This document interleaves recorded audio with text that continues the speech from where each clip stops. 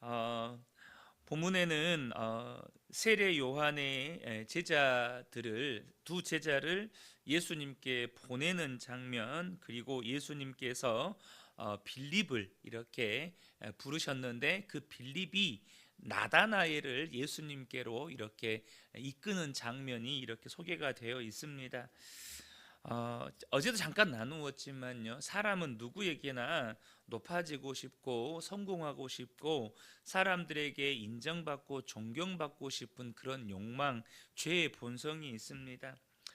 자기를 추종하고 따르는 사람이 많아지기를 원하지, 사람들이 자기에게 등 돌리기를 혹은 사람들이 자기로부터 떠나가기를 원하는 사람은 없습니다. 그러나 세례 요한은 자기의 정체성과 소명을 분명하게 알았고, 말씀이신 예수님을 알리는 소리로 살기 위해서 광야로 나갔습니다. 나아가 그는 예수님은 자기와 비교할 수 없이 크신 분이심을 알았기에 기꺼이 자기 두 제자를 예수님께로 보냅니다. 그런데 제자들에게 예수님을 어떻게 소개하고 있는가를 우리가 좀 보실 필요가 있어요. 36절을 보면 예수께서 건의심을 보고 말하되 보라 하나님의 어린 양이로다.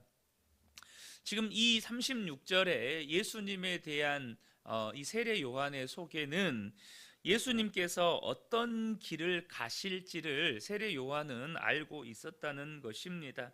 예수님께서 하나님의 어린 양으로서 우리 모든 사람의 죄를 대속하는 이 십자가 죽음의 길을 가셔야 한다는 것을 이 세례 요한이 알고 있었다는 거예요. 그런데 지금 제자들을 그 예수님께로 보낸다는 뜻은 제자들도 또한 십자가 죽음의 길을 가야 하시는 그 예수님과 함께 그 고난의 길을 가야 한다는 뜻이에요. 그러니까 그 고난의 길인 것을 알고도 제자들을 그 고난의 길로 등더미로 보냈다는 것입니다.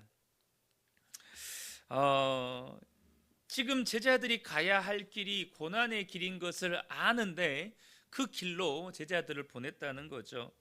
아마도 이 두 제자는 세례 요한에게 있어서 가장 아끼고 가장 신뢰하는 제자들이었을 것입니다.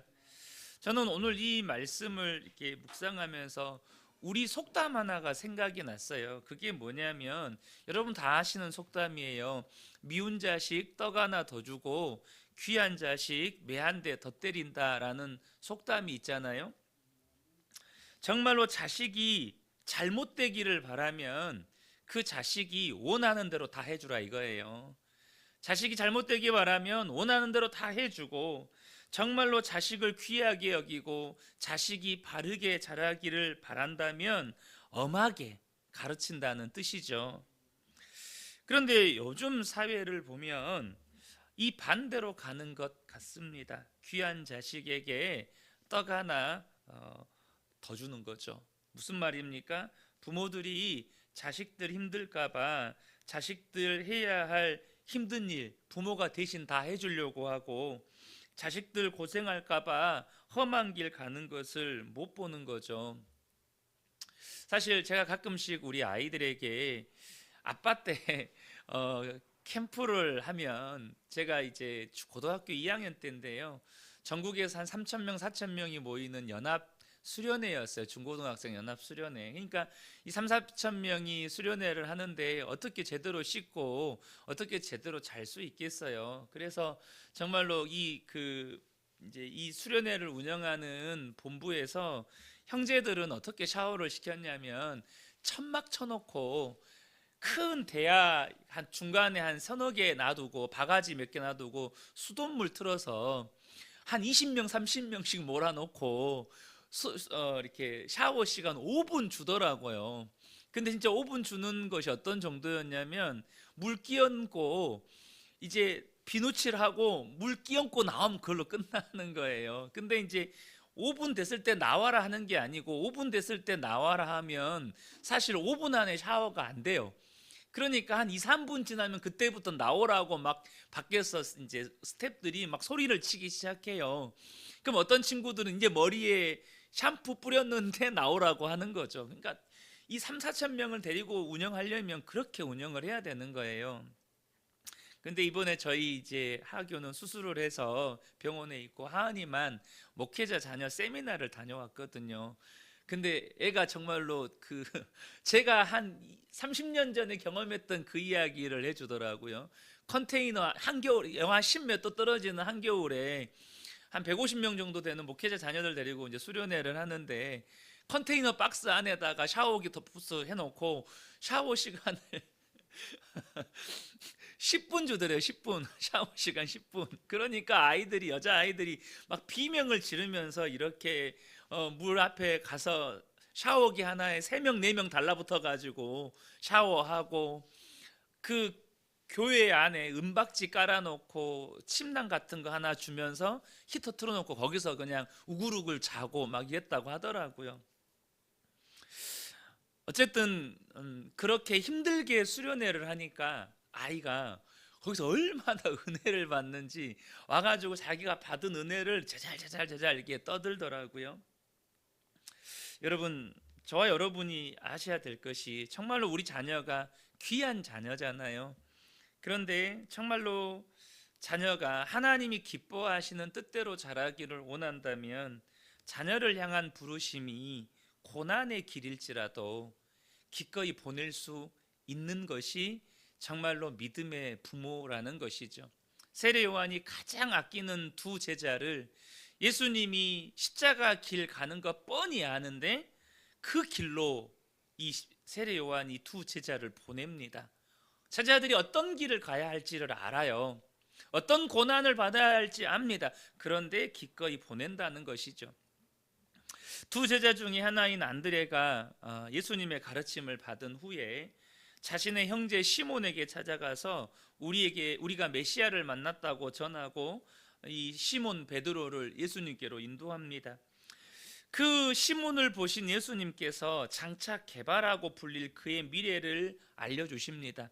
42절을 보면 데리고 예수께로 오니 예수께서 보시고 이르시되 내가 요한의 아들 시몬이니 장차 게바라 하리라 하시니라. 게바는 번역하면 베드로라. 이것은 베드로를 향한 예언이기도 하지만 동시에 이 시몬을 예수님 없이는 낙엽같이 살아갈 인생을 베드로로 빚으시고, 다시 말하면 반석 같은 존재로 만들어 가시겠다는 주님의 약속이기도 합니다.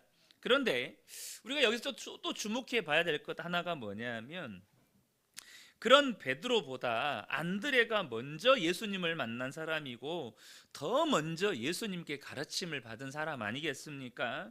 그러니까 안드레의 입장에서 보면 나보다 더 나중에 예수를 믿는 사람이 나보다 더 크게 쓰임 받을 것이라고 예수님으로부터 예언의 말씀을 듣는 거예요. 여러분이 안드레라면 어떨 것 같습니까?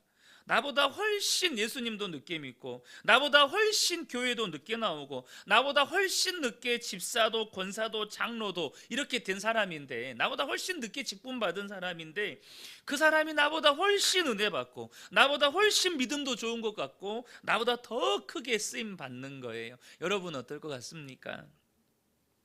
우리는 보통 교회 안에서 저 사람이 나보다 더 은혜 받는 것 같으면, 저 사람이 나보다 더 사람들로부터 인정받는 것 같으면, 저 사람이 나보다 더 크게 쓰임 받는 것 같으면 그 안에서 시기하고 질투하는 모습들을 우리는 종종 봅니다.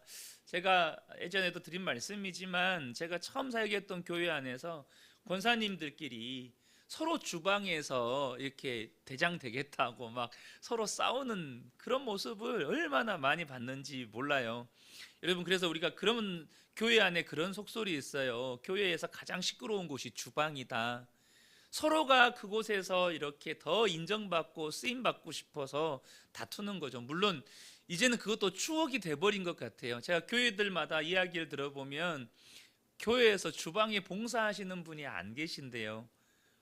이제 점점 세대가 젊어질수록 주방에서 섬기려고 하시는 분이 안 계신다는 고충들을 이야기하시더라고요. 그런데 여러분 어떻습니까? 누가 나보다 훨씬 늦게 예수를 믿었고 훨씬 늦게 직분도 받았고 그런데 오히려 더 은혜 받고 믿음도 좋고 하나님께 귀하게 쓰임 받는 그 모습을 볼 때 저와 여러분이 꼭 기억하시면 좋겠습니다. 각자의 부르심이 다르고 부르심을 따라 주시는 은사와 축복이 다르다는 것입니다. 우리가 2주 전이었나요? 2주 전에 그 말씀 잠깐 나눴었죠. 하나님께서 하나님의 뜻과 계획을 따라서 사람을 다른 모양으로, 다른 위치에서, 다른 목적을 위해, 다른 목표를 위해서 주님이 쓰시는 것 뿐입니다. 로마서 9장 20절 21절에 이 사람아 내가 누구이기에 감히 하나님께 반문하느냐, 지음을 받은 물건이 지은 자에게 어찌 나를 이같이 만들었느냐 하겠느냐. 토기장이가 진흙 한 덩이로 하나는 귀 있을 그릇을 하나는 천 있을 그릇을 만들 고난이 없느냐. 저와 여러분이 기억하셔야 될 것은 내가 귀한 그릇으로 쓰임받든 천한 그릇으로 쓰임받든 하나님께 쓰임받는 것만으로도 우리는 갚을 수 없는 은혜와 복을 받은 사람들이라는 뜻입니다. 저와 여러분이 이것을 기억하셔야 한다는 것이죠. 끝으로 살펴보기를 원하는 것은 나다나엘에 관한 내용입니다. 예수님의 부르심을 받고 예수님을 따르기로 결정한 빌립이, 또 안드레가 베드로를 예수님께 이끈 것처럼 이번에는 빌립이 나다나엘을 예수님께 소개합니다.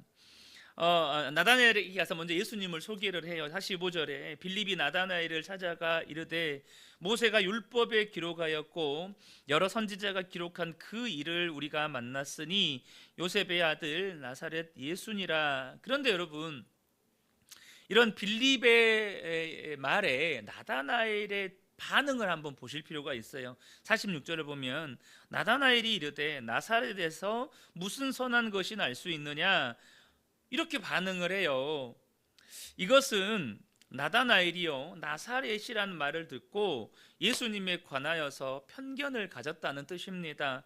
어쩌면 당시 유대인들에게 나사렛에 대해 편견을 가진 것은 지극히 당연한 것이었습니다. 왜냐하면 이 나사렛은 이방인들과 유대인들이 섞여 사는, 그것도 유대 땅 안에서 변방 지역이었기 때문입니다. 그러니까 유대 사회에서는 나사렛을 거의 이방인 지역으로 취급하던 그런 지역이었어요. 그러니까 예수님이 나사렛 출신이란 말을 듣고 편견이 생기는 거예요. 이것은 유대 사회에서 유대인들이라면 누구나 가지는 편견 중에 하나였습니다. 그런데 여러분, 나다나엘에게서 우리가 배워야 될 점은 뭐냐 하면, 편견이 있었지만 오로지 편견만으로 예수님을 판단하거나 결론 짓지 않았다는 것입니다. 그는 직접 예수님을 만나고 나서 판단했어요. 나아가 예수님에 대해서 판단할 때 예수님을 나사렛 출신이라는 이 편견의 잣대를 가지고, 나사렛 출신이라고 하는 색안경을 끼고 예수님을 바라보지 않았다는 거예요. 비록 그가 나사렛 출신이라는 것은 알았지만 예수님을 직접 만났고 그분과 대화를 했고 그분을 자기가 보고 경험한 대로 결론을 내렸다는 거예요. 그래서 49절에 예수님을 만나본 나다나엘의 결론이 뭡니까? 나다나엘이 대답하되 랍비여 당신은 하나님의 아들이시요 당신은 이스라엘의 임금이로소이다. 사랑하는 성도 여러분, 우리에게는 다양한 경험들이 있습니다.